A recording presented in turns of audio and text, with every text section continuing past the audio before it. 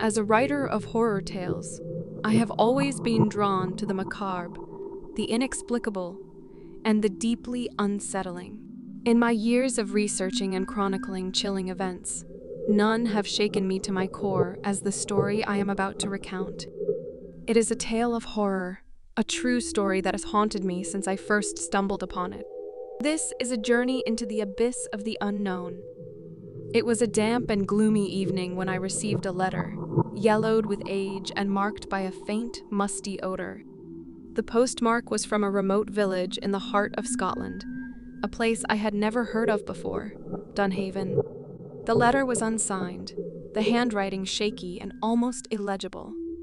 Its message was cryptic, yet its urgency was unmistakable. It spoke of an unsolved mystery, an enigma that had plagued Dunhaven for generations. Unable to resist the allure of the unknown, I packed my bags and embarked on a journey to the remote village. The journey was long, taking me through winding roads and desolate moors. The landscape was eerily silent, as if nature itself held its breath, waiting for me to uncover the secrets that lay hidden in Dunhaven. When I arrived, I found the village to be a place untouched by time.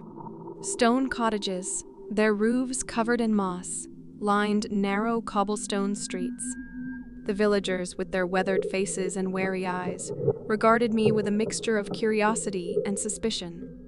They knew why I had come, for the letter I had received was not the first of its kind. Others had ventured to Dunhaven before me, seeking answers, and had never returned. I settled into a small inn at the edge of the village, where the innkeeper, a haggard man with a melancholic air, agreed to speak with me about the mystery that plagued Dunhaven. Over pints of warm ale, he began to recount the tale. "It began centuries ago," he said, his voice barely above a whisper. "In the heart of the village, there stands an ancient oak tree, the Dunhaven Oak. It is said to be as old as time itself, its gnarled roots reaching deep into the earth. The tree is cursed. You see, cursed by a darkness that has consumed our village for generations." I leaned in, my curiosity piqued. "Tell me more," I urged. The innkeeper continued, his eyes darting around as if afraid of being overheard. "Every year, on the night of the summer solstice, a ritual is held beneath the Dunhaven Oak. It is a ritual shrouded in secrecy, passed down from one generation to the next. No outsider has ever witnessed it, but the villagers speak of dark figures in hooded cloaks, chanting incantations that send shivers down one's spine." He paused, taking a sip of his ale before continuing.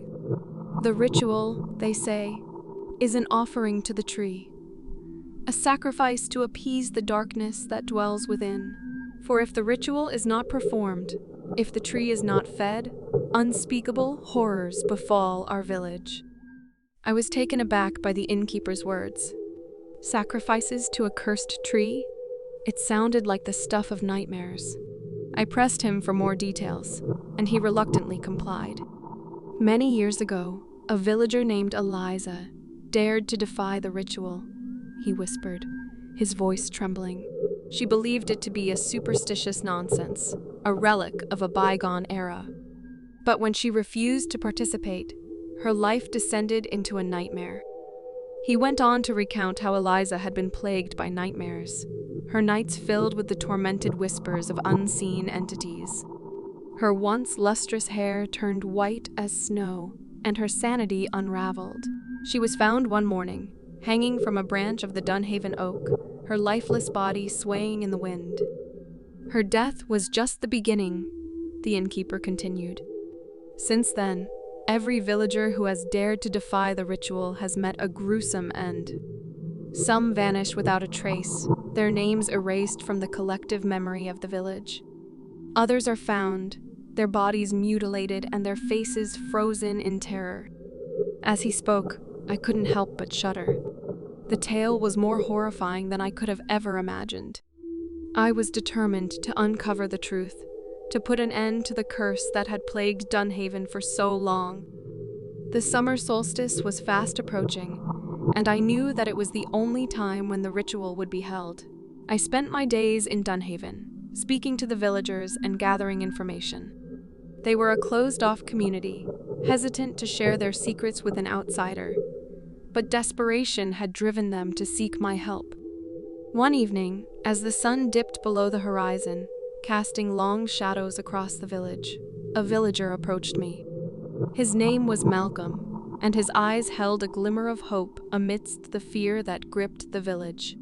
"I know how to gain access to the ritual," he whispered, his voice filled with trepidation. "But you must promise me one thing. If you uncover the truth, you must break the curse, whatever the cost." I gave my word, and Malcolm led me through the darkness to the outskirts of the village. We approached the Dunhaven Oak, its massive branches swaying ominously in the night breeze. Hidden in the shadows, we watched as hooded figures emerged from the surrounding woods, their voices raised in a haunting chant. The ritual had begun. I could feel the darkness in the air, a malevolent presence that seemed to seep from the very roots of the tree. As the incantations reached a crescendo, a sense of dread washed over me. The hooded figures produced a young lamb, its bleats of terror piercing the night. My heart pounded in my chest as I realized the true nature of the ritual. The sacrifice was not just an offering to the tree, it was a conduit for something far more sinister. The villagers believed they were appeasing the darkness, but in reality, they were feeding it, allowing it to grow stronger with each passing year. I knew I had to act, to break the cycle of fear that had gripped Dunhaven for centuries. With Malcolm's help, I approached the tree, my heart heavy with the weight of what I was about to do. I grabbed a torch and set fire to the cursed oak.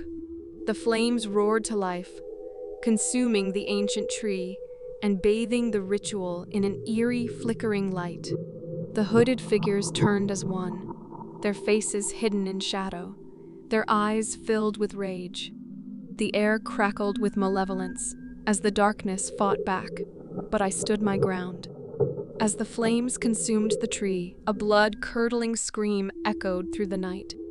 It was a scream of agony and despair, a scream that seemed to carry the torment of generations. And then, in an instant, the scream was silenced and the darkness retreated, vanquished. The curse had been broken. The villagers watched in awe and terror as the flames consumed the Dunhaven Oak, the source of their suffering for so long. It was a night they would never forget, a night when the unknown had been exposed and the horrors that lurked in the shadows had been banished. In the days that followed, the village of Dunhaven began to change. The air was lighter, the people's faces less burdened by fear. The villagers started to rebuild their lives, free from the grip of the curse. As for me, I left Dunhaven knowing that I had uncovered a truth more horrifying than any ghost story. The darkness that had plagued the village had not come from the supernatural, but from within the hearts of its people. It was a darkness born of fear, superstition, and the willingness to sacrifice the innocent. The unsolved mystery of Dunhaven had been solved, but the true horror lay not in the curse itself, but in the human capacity for cruelty and the lengths to which we will go to protect our secrets. It was a lesson that haunted me long after I had left the village, a lesson that reminded me that sometimes the most chilling stories are the ones that are all too real.